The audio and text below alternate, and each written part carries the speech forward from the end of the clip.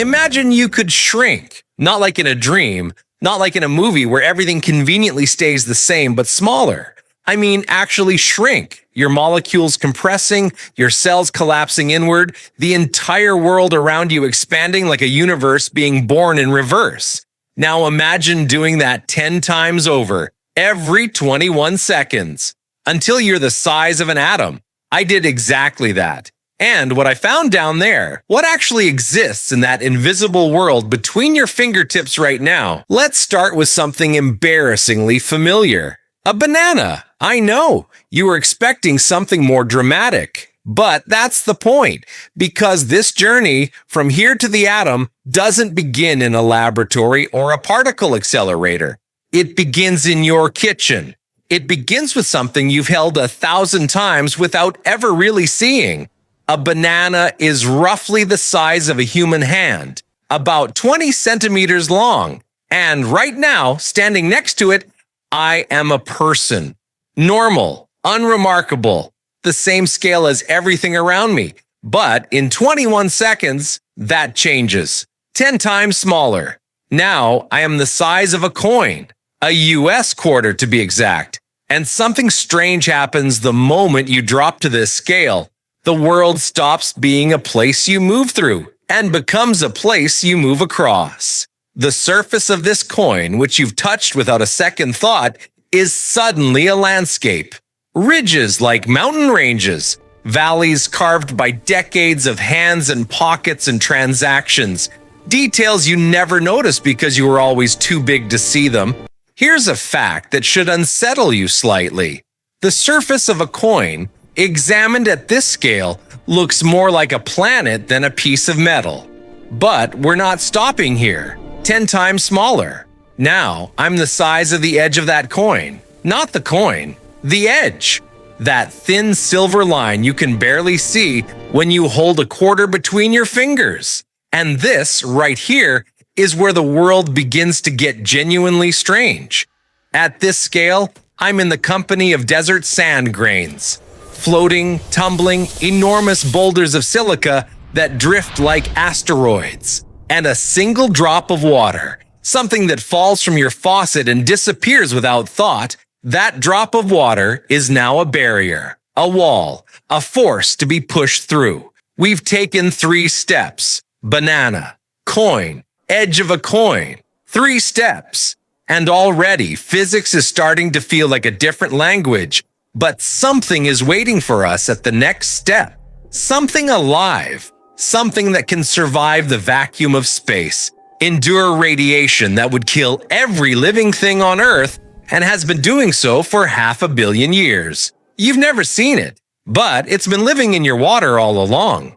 Hello there, it's looking at you. This is a tardigrade, also known as a water bear, and at this scale, the scale of a grain of sand, it is the size of a small dog. 8 stubby legs, a mouth like a mechanical drill, eyes that seem impossibly to register your presence. It's cute. Or terrifying. It entirely depends on how big you are. And right now, you are very, very small. The tardigrade is arguably the toughest creature on this planet. It can survive temperatures close to absolute zero, the coldest point in the known universe. It can endure radiation levels that would destroy human DNA in minutes. It has been launched into open space, unprotected, and come back alive. NASA has studied it. Biologists have spent careers trying to understand how something this small can be this indestructible. But here's what makes it truly unsettling. It's not rare. It's not exotic. It lives in the water in your backyard, in the moss on your roof, in the film of moisture on a leaf you brushed past this morning without thinking. There are tardigrades on every continent, in every ocean, on every mountain, hundreds of thousands of them per square meter of soil. You have never been alone, not even once. 10 times smaller. Now we leave the world of things that can survive space and enter the world of things that keep you alive. This is a red blood cell, Disc-shaped, slightly concave, the color of rust when the light catches it right. Right now, 25 trillion of these are moving through your body. 25 trillion. If you laid them flat and end to end, they would circle the earth roughly 5 times. They carry oxygen from your lungs to every cell in your body and return with carbon dioxide. They complete a full circuit, heart, lungs, arteries, capillaries, veins, back to heart, in approximately 60 seconds. Your blood never stops. Right now, while you watch this, while you sleep, while you do absolutely nothing. 25 trillion cells running the same route every minute, every hour, every day of your life. But something threatens them. 10 times smaller. This is E. coli, a bacterium. And at this scale, it looks almost mechanical. A smooth, featureless cylinder with a tail that spins like a propeller, driving it forward through liquid with disturbed purpose. It divides every 20 minutes, not grows, not reproduces slowly, divides. 1 becomes 2, 2 become 4, 4 becomes 16. In 8 hours, under the right conditions, a single bacterium can become 17 million.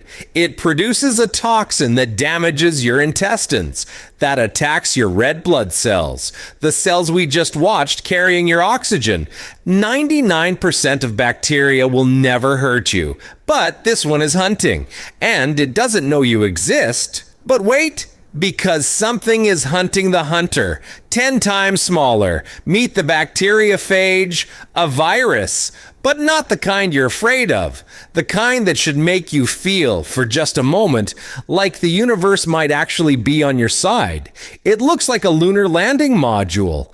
6 mechanical legs, a geometric body, a needle-like tail designed for one single purpose, to inject its genetic code directly into a bacterium and detonate it from the inside. It finds E. coli, latches on, injects, and within minutes, the bacterium that was hunting your blood cells is gone. We might need these more than we realize, because bacteria are evolving. They are learning slowly and relentlessly to resist every antibiotic we've ever built. The bacteriophage doesn't care. It has been killing bacteria for 3 billion years. It was doing this long before we arrived, and it will be doing it long after we're gone. 4 steps deeper. Tardigrade, red blood cell, bacteria, good virus, and something is waiting 1 step further down that will change everything you think you know about what life actually is. So here's your map. One final time. Banana, coin, edge of coin. Tardigrade, red blood cell, bacteria, good virus, bad virus. 10 steps, each one 10 times smaller than the last. Use your fingers. Count from banana. Every step is a power of 10. By the time you reach bacteria, you're at 1 million. By the time you reach atom, you're at 10 billion. You don't need to memorize those numbers. You just need to remember the journey. The journey will always lead you to the numbers.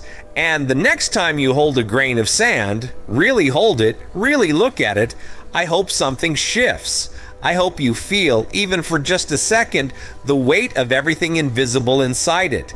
The tardigrades tumbling through moisture, the bacteria dividing every 20 minutes, the DNA folding and refolding in the dark, the atoms, quiet and spherical and ancient, holding it all together. That world has been there your entire life.